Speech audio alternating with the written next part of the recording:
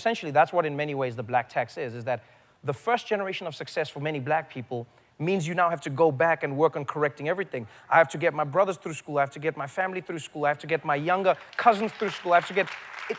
Because you are the first of an entire family to experience that success. And the greatest gift my mother gave me, and she always said it was, my son, I may not be able to give you 1 cent in this world, but I promise you I will not give you the black tax. That's the one thing I'll keep from you.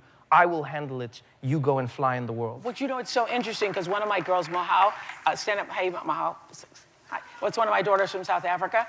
And I say this to the girls all the time, that that's going to be the greatest burden unless you free it from yourself. Right. That you get to decide what that tax should be. Right. Nobody else gets to tell you, because just the fact that you can free yourself, that is what your ancestors would have wanted for you. There's also a guilt attached with it. You know, and that's something my mother learned the hard way is she had to go on a journey where she left the family because she realized she needed to build before she could give back. Yeah. And sometimes as human beings, we exist in a space, and this is beyond race, where we have people who need from us and we haven't built for ourselves yet. And you cannot give what you do not have. And so sometimes you have to build for yourself. Trevor's gonna preach now. It's true though, you cannot give what you do not have. Preach, Trevor, preach. And That so is so true. You know, if you build it for yourself first, then you can give it to others. Oh yeah. Oh yeah. Oh yeah, oh yeah. Oh yeah. Ya wazee, karibuni tena kwenye another episode ya The Jamba Hydrated. Watu mkoaje bwana? Sawa. Frankie kwaje? Niko poa mzee. Yeah. Demi anakwaje? Kwa salama na enjoy summer. Yeah, Game time. So it's been a month tangu toke Kenya, no? Kenya? Yeah. Hiyo ni story sijui. But I'm good. Niko sawa. Sasa lakini mimi niko sad kiasi bana. Nets lose. Kawaida. Sisi watu wa Bucks. When you play against Bucks, you're not there to compete. You are there to participate. Fear the deer. Fear the deer. Finals ya kwanza Bucks sikia vile unaongea. Maze. Fear the deer. Fear the deer. Na venye alikuwa ametulia sasa hivi. Maze leo tuko na serious topic hapa. Topic ya black tax. So kwa wale watu ambao hawaelewi, hii sio tax ambayo tunachajiwa kama watu weusi. Watu tuko na hii ngozi, It's basically kwamba ukiwa black person, ukiwa Mswahili, kama make it, especially kama wewe ni mtu wa kwanza kwenye familia, kuna expectations kwamba utalipa bills, utasomesha watoto, mazi hata hukuzaa. Lakini utasomesha watoto, utawaplift, yani uko expected kabisa kwa uplift community. So nilikuwa tunasoma article leo. Hii sio stats za Africans, but it's African Americans kwamba 37% wako zero or negative net worth. Though wana earn poor. Compared to 15%, about 15.5% their white counterparts. Yeah, so I'm sure most of us tumekuwa na experience ya kutuma do home ama tu sio kwa familia tu, but pia kwa friends. So leo tutashare kwa kifupi like expectations hizo zenye tuko expected kwamba to uplift community, na kwamba though ni expectations, sisi normalize kwamba mtu akikuitisha do tu natuma. Pia tutaangalia vile hiyo struggle bana, in a way hard bana, kwa watu mentally na physically. Kuna watu wanafanya jobs 2-3, naona pia kwamba tu watu wa home bana huwa waelewi, wanadhani hapa unasimama tu pale kwa streets. Na pesa unaziplug kutoka kwa ukiona zile ma TikTok zenye what people back home think I'm doing in America. Check hapo. Akona pan. Anatengeneza nini? Pesa. Anacook pesa tu hapo na cheese. Na make money. Wengine wako hapo kwa mti hivi kama apple tree. Unaenda tu kutoa hela. Sini zile mates tukigrow, sio mates per se but tukigrow ulikuwa unasikia mazee huko. Mazee yani sio mates per se but wanavyosema wanatupanga vitu hapo kwa barabara. Ma TV, manguo, na nguo za kudonate. Hizo unashtuka bana Gikomba unapata nguo ya UFT.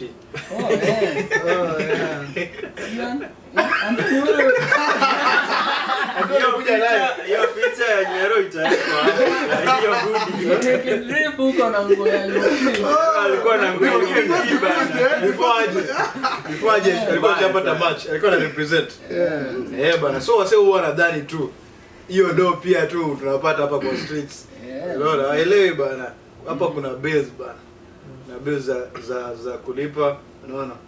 Kuna maisha, tuko na maisha yetu pia ya kuishi beyond family na friends. So tutaanza tu Nyerere kwa kifupi. Share tu experience yako kwa kifupi, unaona? Your experience na remittance.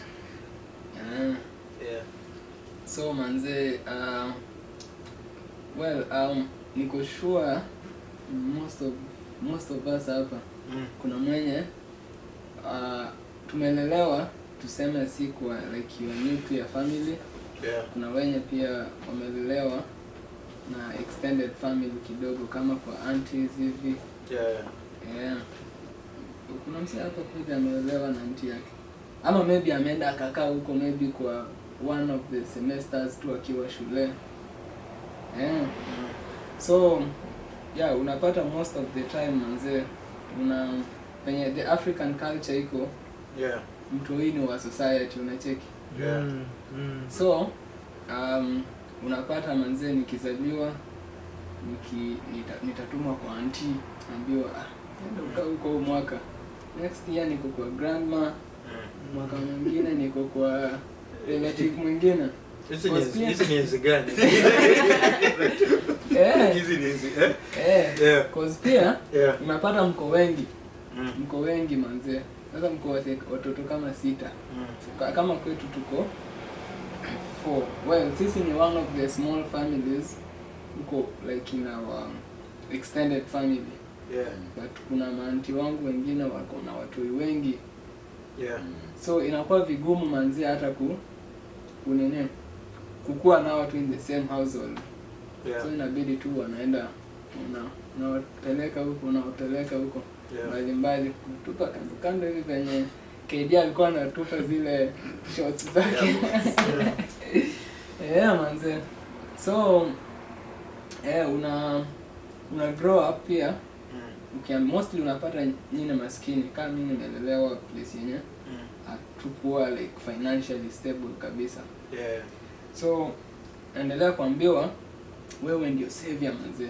Wewe unakuja kuwa savior wetu manze. So una grow up tu ukijua tu ni responsibility yako manze kuja kusave either your family, your clan ama your village. So ukifika tu kama uni hivi for example, alafu it happen umekuja hapa kama mimi nilikuja hapa hivi. So unaanza kupata tuseme kama uko na scholarship unapata stipend, unaanza kupata kihela. So manze cause umekuwa ukilelewa manze unaambiwa wewe ndio utaleta change hapa hivi. Unaambiwa tu wewe tunakupeleka shule, wewe utakuja kupeleka hao wengine shule. Like kama your cousins ama your siblings kama wewe ni ulizaliwa before them. So manze inaanza like from your stipend unapata tu stipend, unatuma mtoto apelekwe shule. Alafu unapata maybe mapero ama your grandparents wenye will take care of you pia wana undergo tuseme na struggles fulani, tuseme kama ni wa sick. Yeah. So inabidi wewe ndio una come through unacheki. Yeah. Alafu unamaliza chuo una nini? Of course ukiwa chuo pia hau feel pressure mob because kama uko na scholarship hau feel pressure mob because kuna place ya kudoze, kuna place, kuna food. Yeah. And unaweza afford to hizo basic needs. So unaingia nini? Unaingia nje after kumaliza shule. Unapata job. Sasa hapo ndio pressure inaanza kuzidi manze. Because washajua already unapata works. Actually ina happen like hiyo time tu una call maybe ku celebrate na nini your family kuambia ai nini madhe mzee nimepata works. Kitu ya kwanza ni hela na kuuliza kwanza utalipwa how much. Hata niko sure kuna wase most wanafanya job hata wase wenye wana depend on them hawajui wanafanya job gani wapi. Hata mimi niko sure kuna wase wenyewe na nini na come through lakini hawajui hata anafanya job gani. Ama so alafu pia unajua tu responsibility yako. So manze inabidi manze unajistrain alafu utume hizi hela na bado uweze kuishi hapa hivi because hapa sasa umeshatoka scholarship. Hiyo umeingia life manze, unaanza kulipa rent, unaanza kujibaia food, unaanza kujitreat, alafu kama uko kwa mapenzi unaingiana ka gift hivi. Ni ku make to like mkuwe sawa tu na your partner. So manze ndaendelea kuongea so Frank ongeza point. Sasa feel ni kama niko TED Talk hapa hivi.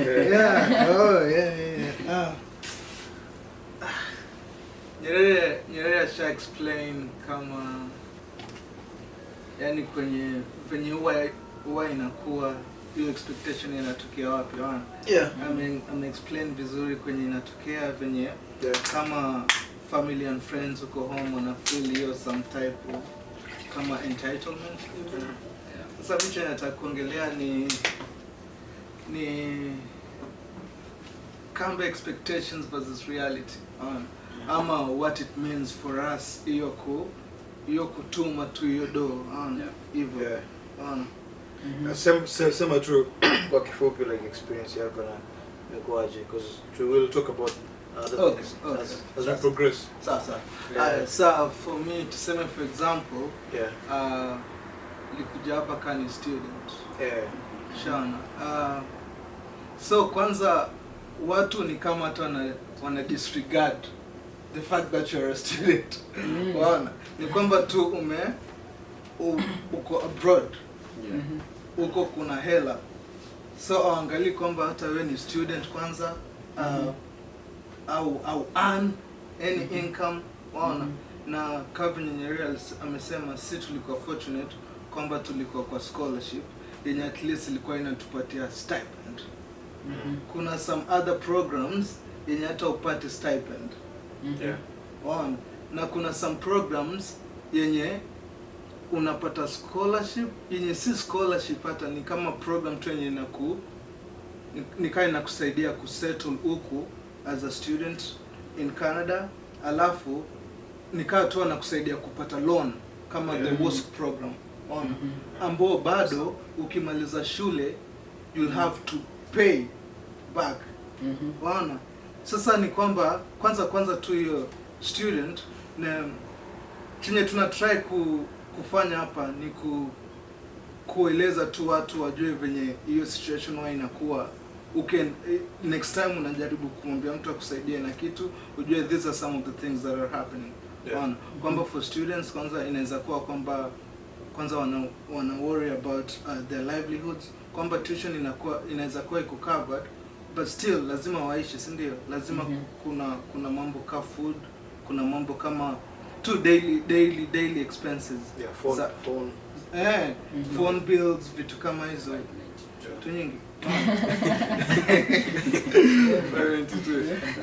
Yeah.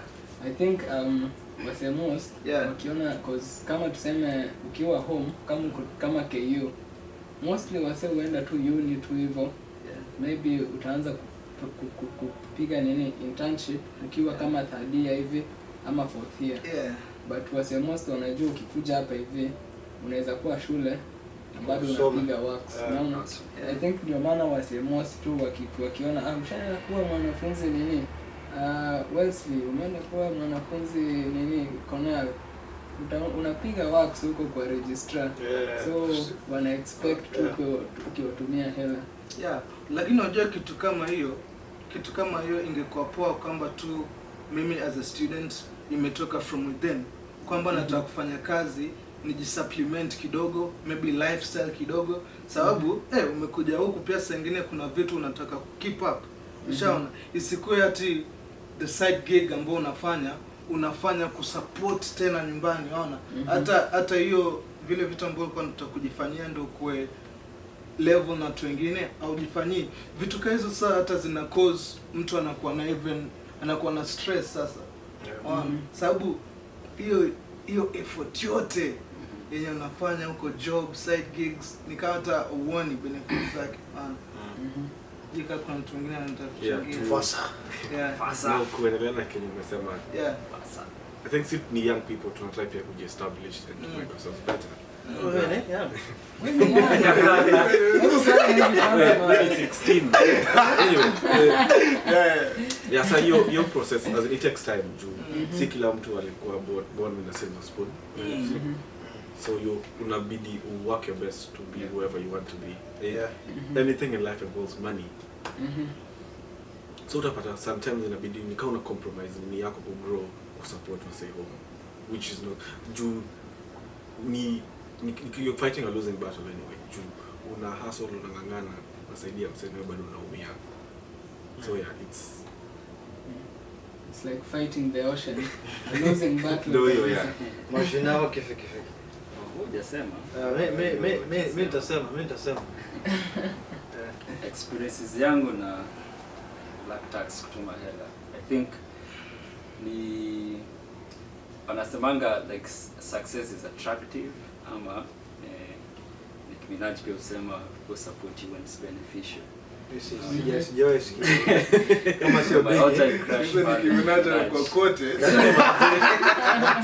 Kama sio big Tupac. Maybe the only thing yani yenye kind of what makes sense ni kwamba this and if we came here, there's people who started noticing you by the fact that Jamaju, nasikia my son, I'm your uncle, do you know those things? Jina too, most of the time ni jina too, because kwa mtu haja kusupport ama hata hajataka kujua ulikuwa ukifanya nini before you made it here, unaona? So and then unapata sasa ukikuja hapa, those people no, they want money from you na hataki, and they don't understand what you're going through. Sometimes they don't even ask you like, hey, shule iko aje ama tumalize kazi iko aje. They just like, I need nahitaji kufanya hivi na hivi na hivi ama niko na mtu nahitaji. Sometimes najiambia mimi sijaza I think kuna mtu alisema hivi. So mbona niambia for instance kama watu ameniambia na watch kitu ati mtoto birthday yake ni hii siku. I don't care man, mtu hata alizaliwa kama si yuko na kona the dad, yani inaweza sound vibaya lakini kuna hiyo entitlement especially with family members that I think hawafai kuwa nayo. Secondly, I think kenye mimi fanya is these people when you support regardless. Someone like my grandma, if this hospital bills, if there is any need, nitamtumia tu, yani sita need kumuuliza what's happening. Lakini kuna other people pia, if you ask me money for like food, hiyo ni recurring problem. Providea leo, kesho itatoka.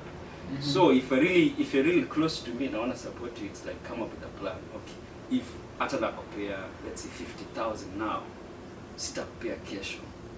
It's if you have a business, try think of something like that. Ndio nikupea hiyo 50,000 nishamalizana nayo, unaona. Na tena kuna wale wasi wengine tu wana random messages nitumie. Kuhusu hiyo recurring until sengine inaweza kuwa kitu kama tuseme mtu ni young, maybe ndio amemaliza college, ndio. Maybe bado haja find their footing, ndio. Unaweza chip in ile tuseme tamsaidia financially, lakini kwa for a period of time, kwamba for the next 4 months itakuwa na kusupport hapa na pale, sababu unajua yani nilikuwa nataka kueko hiyo kuwa na plan kwamba unasema mimi nitakuwa nahitaji usaidizi, but it's only for eventually for a certain period of time. I think ni poa, ina make sense pia, hata mimi personally nita feel poa kusaidia. Yeah, true. Okay. I think Mishasema most of the things. Mimi nitasema tu kama mtu pia nimelelewa na watu kibao, pia ulikuwa unapelekwa. Sikuwa napelekwa, nililelewa na nililelewa na my grandma kidogo na my dad na my mom. But nimekuwa nikienda kwa najulikana home, najulikana huko kwa kijiji. I was only there for a few years, like 3-4 years. Unaweza nisaidia autograph? Najulikana, yeah. Najulikana. So vile nilikuja huku tu, unaona, kulikuwa na expectations tu. First from immediate family, unaona, walisikia watu wameenda majuu, watu wameenda US, sijui watu vile umesema watu wanafanya kazi kwa ma libraries, sijui kwa nini. Yani hawakuelewa kwamba kila situation ni tofauti, unaona. Because vile nilikuja huku pia I had to settle, sikuwa najua. Kwanza vile nilikuja huku, nyinyi nini yenu ilikuwa inawalau kuwork. Sisi mimi vile nilikam, student permit yangu haikuwa inaruhusu kuwork. Ato ilikuwa imeandikwa. Hiyo kitu ilikuja baadaye. Ilikuwa you have to send it kwa mailing. So mimi nilikuwa tuna hiyo stipend, unaona. But kulikuwa na expectations tu kwamba jamaa kwa majuu anafaa tumie watu hela. And nilikuwa natuma to family of course, immediate family. Kama kuna issue and I have the money, lazima huwa hata kama tu hakuna issue, nikipatanga tu do natuma. But hiyo two friends tu vile nilikuja mazeni nilikuwa na Eve bana, mseki niambie bro, niko na shida hapa nitumie hii hela, natuma. Unaona, niko na shida hapa natuma. Kwanza ikafika time kuna jamaa hata aliniambia na shoot music video, kuna hela yangu inakuja tu next month, nitumie hii hela. Mazeni nikatuma bana, nikangojea hiyo hela. Nikasho pia Nyerere kwa experience kama hizo yenye una lend mse hela, anasema atarudisha na arudishe. But when nilikuanga hiyo na hiyo kwamba mimi natuma tu do, but wase home hawaelewi. Hawaelewi struggles. Kuna watu wanafanya kazi kwa garbage huko. Stories za loans. Naweza tuma message kwa mse. Niambianga nisaidie na naanzisha business poultry farm pale. Kuna business. Nikamsaidia some months amount of money. Sasa ukijana akaniambia hii kitu within a year ama year and a half nitakuwa make this amount of money nini. So I gave him like a year. Akaniambia kuku akaniambia kuku zishakuwa nini, zishakomaa nini, lakini hana market. Nikamwambia sasa that's not my problem, right? Wewe agreement ilikuwa umeomba hii pesa for this period of time which is long. In the end mse aliniambia kama nadai niende Nakuru niuze kuku manze. Na nilikuwa huku bana. Wewe mse. Wewe mse. Manze, attends nimeongea hiyo story ya nini. Like wase wamesikia tumsa ameenda majuu na ameweza ku accomplish something. So nakumbuka there is one time tuko tu like kama family meeting, alafu our family members tu wanaanza kuongea eti manze unajua kijana wa nani, manze unaona nyumba tu amejenga hapo, alienda tu US, alikuwa anasoma hivi 3 years. Mimi hiyo story nilikuwa naambiwa every time. Manze hiyo time nimeketi hivi manze kwa hiyo meeting, manze niko na pressure cause hiyo time ndio nimeingia neuroscience. Neuroscience si mchezo. Manze so niko na pressure cause hapo nao huwezi fanya kazi. Singeweza kufanya kazi. Program ni ngumu manze, inabidi tu nikimaliza tu nini classes, naenda library, lab ziko yani kibao. Sasa nasema manze mimi nitaweza aje? Sasa naanza overthink manze, wase walifanya nini? Wase walikuwa programs gani? So ulikuwa unasema aje? Nimekuwa na mimi Zae, of course from Zae.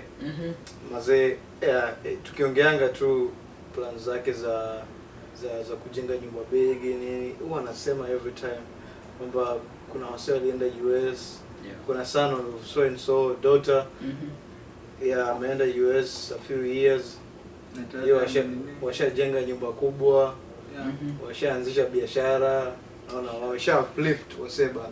Sasa mimi nashangaa mimi nafanya nini wrong bana?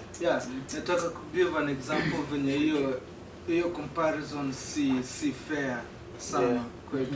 Sababu sometimes kwanza kama sisi tulikuja kwa scholarship program na zingine kulikuwa na expectations za credits per kwamba unafaa umalize within a certain period of time.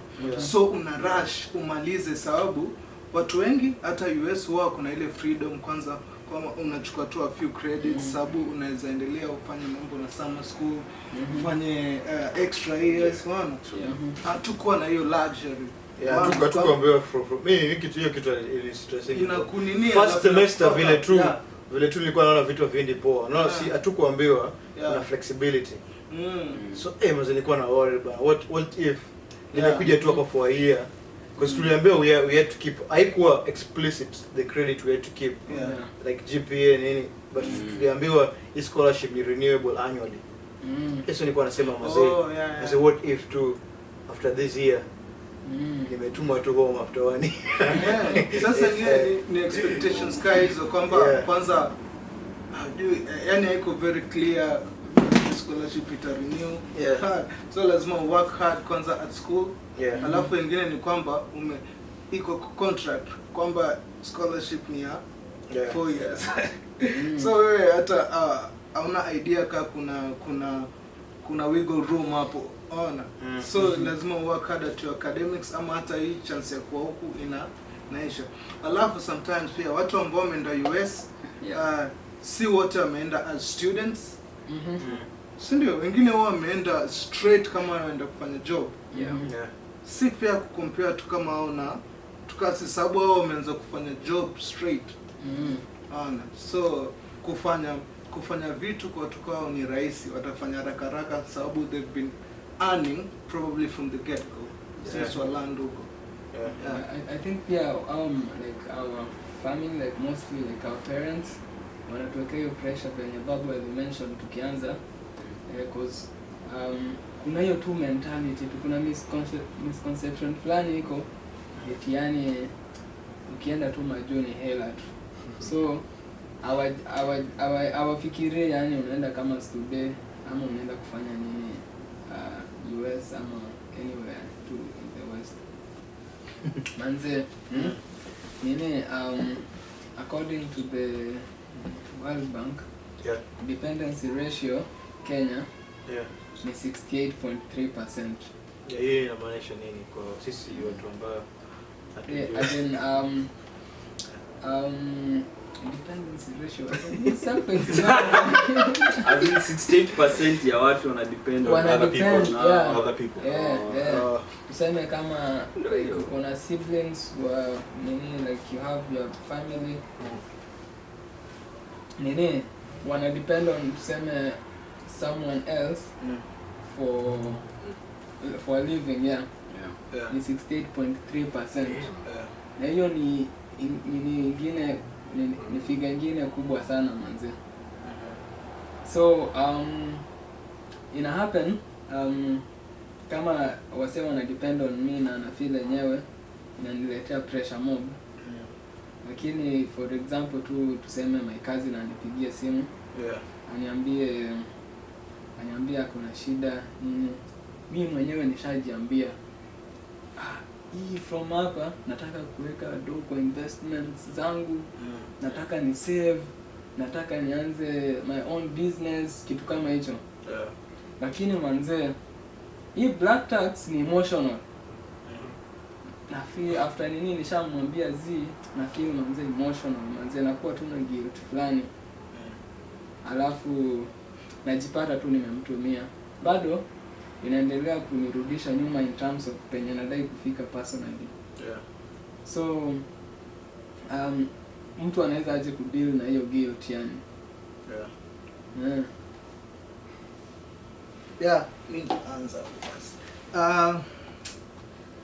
kwanza naona ni muhimu sana kucommunicate. Nao watu wa home kuwaelezea situation yako yenye huko, kwamba make very clear kwamba hautaweza kusaidia every time. Personally mimi nilifanya kitu kama hiyo.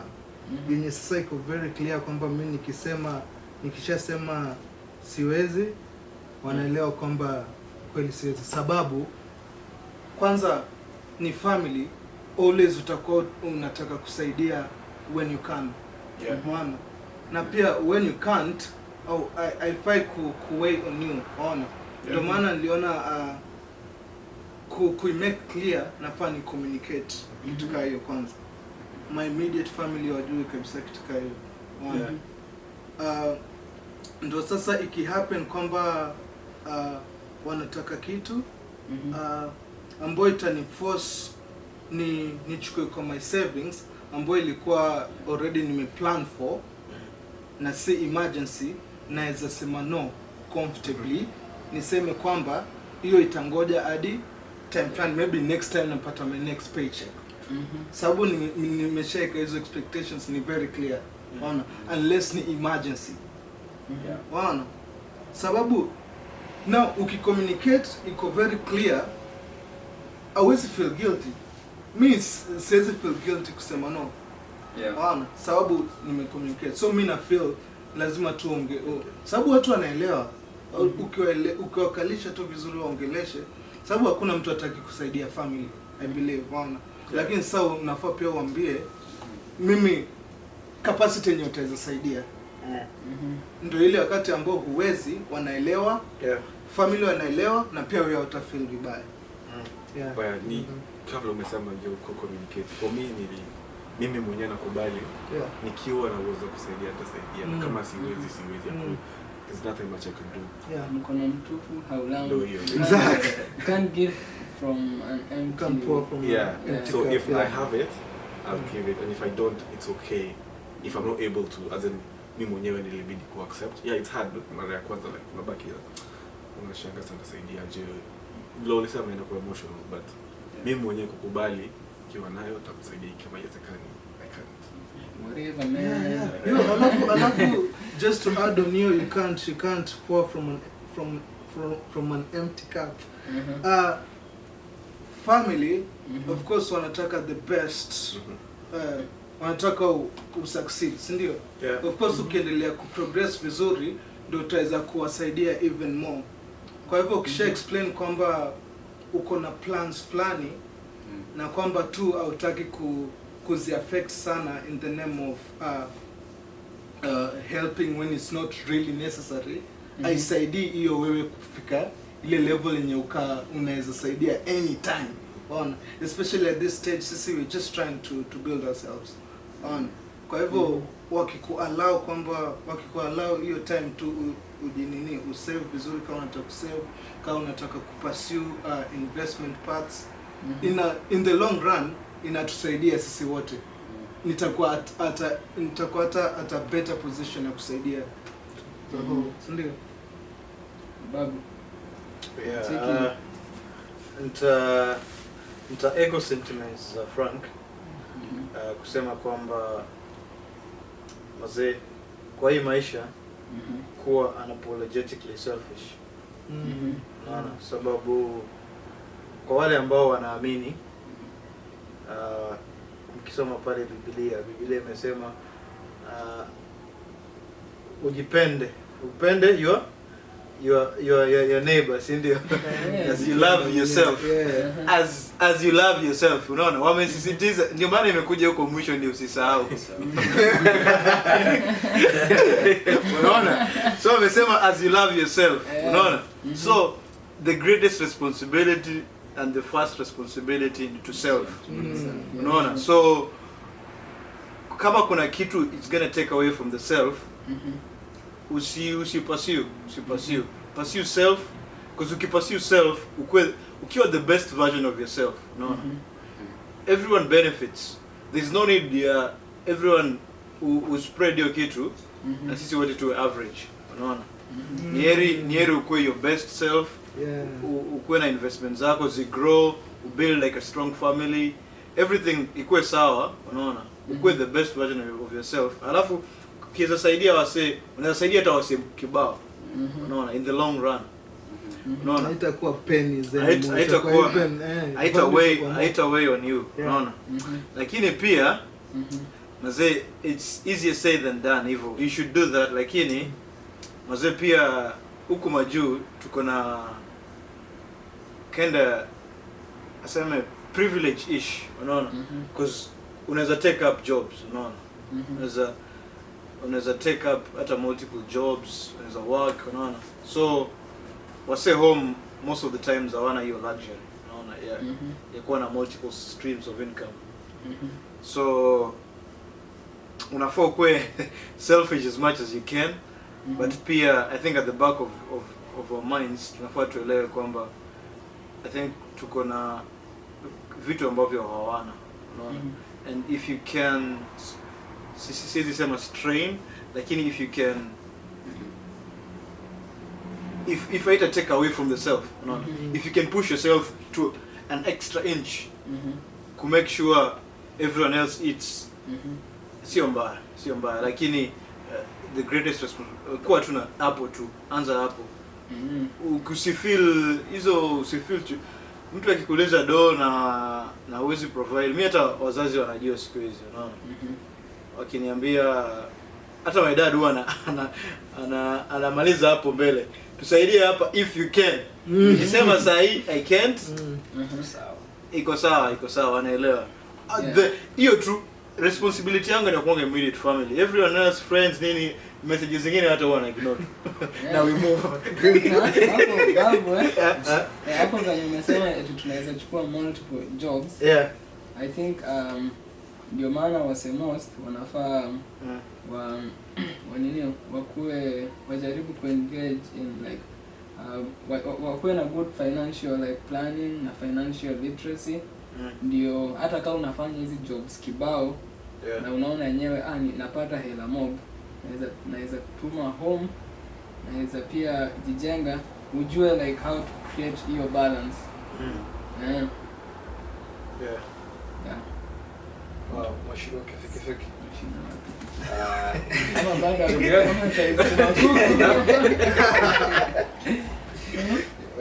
To be honest, you're the guilt part. Mi bado yani sijaweza hiyo kusema, no.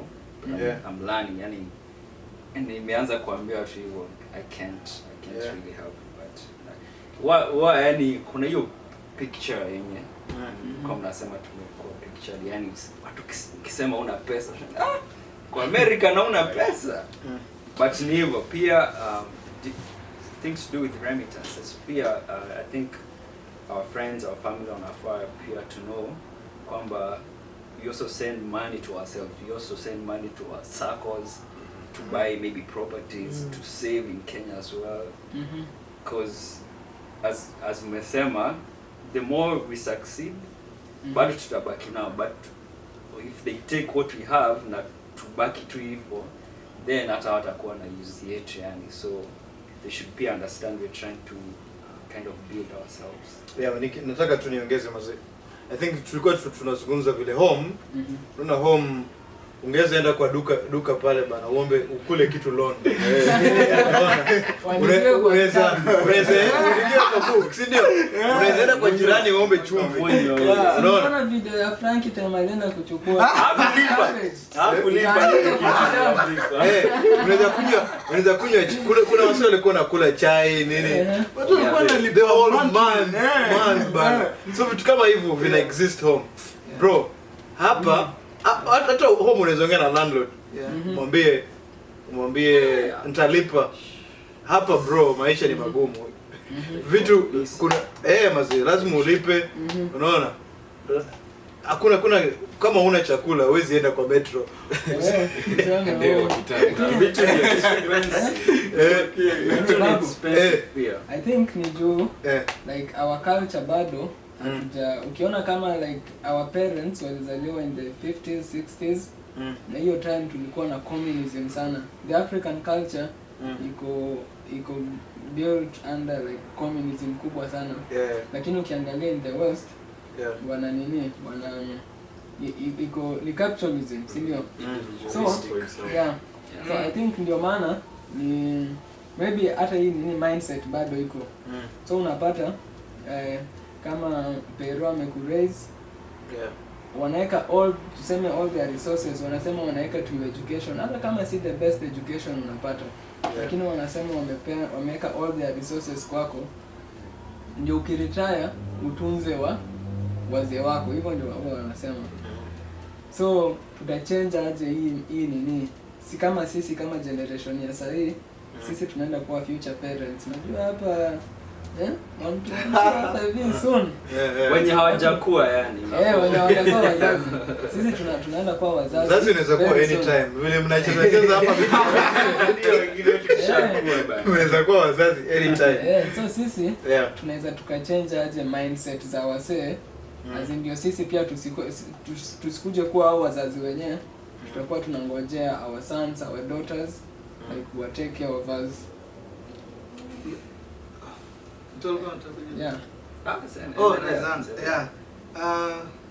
Hii ni katu umeexplain iko ki vicious cycle ambayo iko hapo kwamba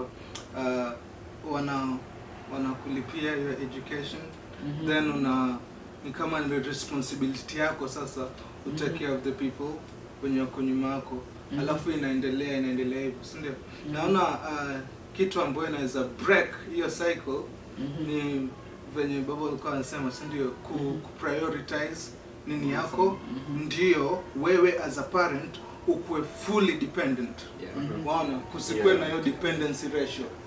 Waona kusikwe na hiyo dependency aspect. Waona maana kwamba wewe utafanya responsibility yako tu ya kufunza ya mtoto wako educated and everything, lakini wewe si ati una depend na success yako ya mtoto wako.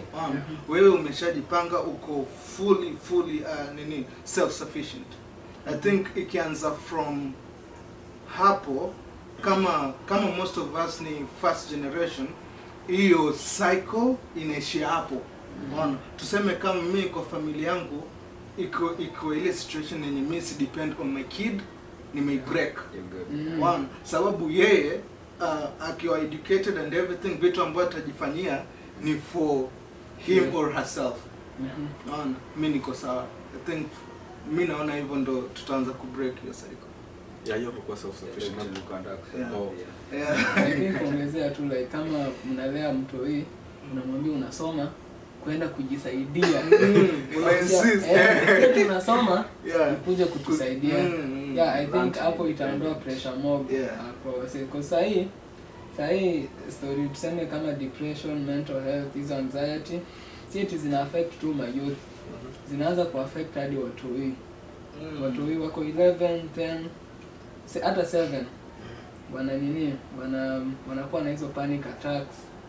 So manzo ukianza kuwekea mtoi pressure from chini akijua yeye anaenda kuwa responsible for kama clan village, manze hiyo inamwekea pressure mob from akiwa young. Ndio maana siku hizi unacheki hadi kuna watoi wana commit suicide wakiwa kama 13, 12. Alafu hapo unapata wameandika happen in Kenya. Wase wameandika tu reason tu ni hizo pressure from their parents. Yo, na hii kitu ni kama ukicompare tu na the West. Watoto au kui forced kwa path fulani. Unaweza express for sababu sababu huwa kuna ile notion wewe lazima ufuate hii path ya kuwa doctor. So yani hata ukiwa mtoto kama uko poa math bado unakuwa forced, yani lazima ufocus, kama uperform vizuri nikaa unachapwa vitu hizo ona. Hakuna ile kama hakuna hata room ya kuexplore vitu zingine, sababu ni kama parents wana depend on hiyo kwamba wewe lazima ukue well educated, ukue lawyer, ukue doctor, ukue engineer ndio kuja utusaidie. So ukideviate kidogo ni kama au utafuata hiyo path, so tuko threatened, future yetu iko threatened. Ushaona? So unataka wapate tu hiyo path, lakini huku unapata watoto wanaenda wanakuwa enrolled kwa dance classes, fucking yoga, wana yani watu wanaanza kurecord manyimbo wakiwa watoto. Lakini kwetu bana lazima ufuate hiyo straight and narrow. Manze. Lakini pia unapata tuseme watu hii sana wanahitaji hii ni kama like I need to a suggestion na make to the wase wana make policies. Every time what tuna mention policy makers, tuna mention na nini, policy makers ni kina nani? MPs. Mostly my MPs are in trickle down effects. Inaanza huko.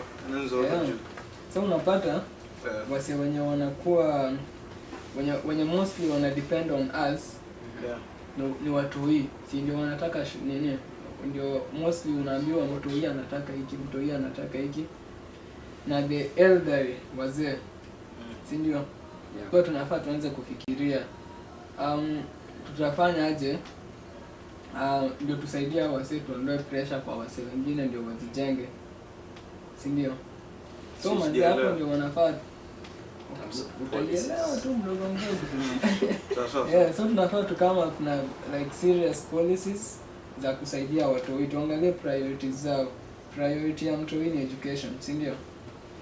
Tukimake education tuseme ikue free kabisa, si hii free yenye Uhuru ameweka huko na bado unalipa pesa ya preps, pesa ya exam. Iko tu free. Fanye pesa ya preps. Watu wetu tuseme wanaweza pewa meals. Pesa kama inapotea huko kwa SGR, pesa inaibwa pesa nyingi sana. Watu wetu wanaweza pewa free food kwa shule, hizo ma lunch. So hapo hivi utakuwa umeondoa burden kwa wase wengine ndio to grow. Hata nini like our middle class it grow kabisa.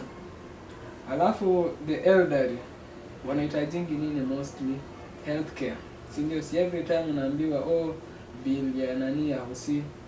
So hapo hivi manzee wasi kama wa insurance wanafaa ku step up serious huko hivi. Hakuna haja mzee akuje hosi alafu unaambiwa NHIF haijalipwa nini. So hizo ni vitu zenye gava inafaa ishughulikie in terms of provide like insurance kwa like kama healthcare hivi kwa au wazee ndio waondoe hii dependency. Manze. Tukimaliza tuangalie tu vile hii remittance kwamba does it really solve, ukiangalia the grand scheme now, does it really solve problems fully? Ukiangalia from both your perspective as the sender na receiver, unaona ina solve shida kweli? I feel like ni kama kuweka tu bandage. Tunaongezea tu, you know, to solve everything. Unasaidia for your moment, that's it, come up, utatuma tena hivyo. Hakuna permanent solution tuna make by kutuma hiyo document. The permanent solution is about nini? That's hard though. Easy ukisema uanzishie msame business, but see everyone was built for business. Everyone was built to make money. Because ndio bado tutamtumia hiyo pesa. Let's say to start a business, but it's going to run down to itaisha, itakufa, so it's zero workers. I don't know. Situations are different. I think kudeal na nini tuangalie kama in the West hakuna dependency ratio sana. Hizo dependency rates si kubwa sana. compared na home. So tuangalie ina happen aje. Hao wase wako na generational wealth. Si ndio? Sisi home mostly most families hazina generational wealth. So hii ni challenge tu, yani tunafaa to aim at ku create hii generational wealth ndio to end hii unending cycle of poverty. So hii tutafanya aje? So tuseme kama tunapatana kama hizo meetings zenye tunapatana hapo na familia wanaanza kuni roast, wewe utusaidie nini, wewe unafaa kuwe kama nani. Mbona tusikuja hapo to discuss like hata business tu ideas, njia yenye tunaweza create wealth, venye tunaweza acha msee agrow tu, ndio because akikuwa empowered tushakuwa empowered. So hiyo ndio tu solution to create generational wealth. Yeah. Well, Mchen.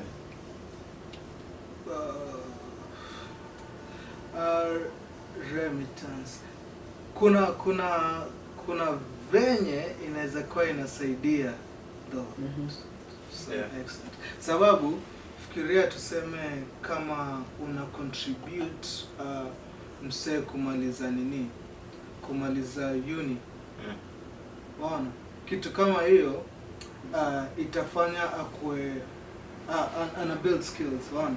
Alafu utakuwa tuseme akiwa amesoma a good program yenye ni competitive, ita happen kwamba utakuwa the only person yenye watu wana depend on hivyo sana, ambao tu ni ina tie back to hiyo point ya kwamba ni kama mna build to generational wealth, sababu kutakuwa na watu wengi wako kwa good places yenye haita fall on you sana kama wewe ndio there, kama ni first generation on. So at least utakuwa ume uplift wengine yenye pia atakuwa wanaweza ku chip in na kusaidia a bit.